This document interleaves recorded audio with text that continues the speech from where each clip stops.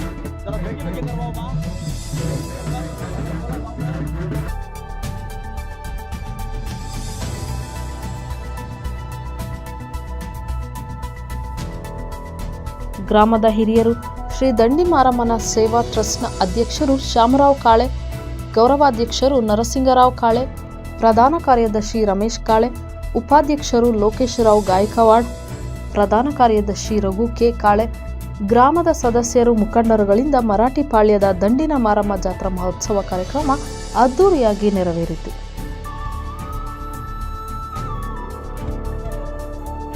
ವರದಿ ಚಿರಂಜೀವಿ ಸುಪ್ರೀತ್.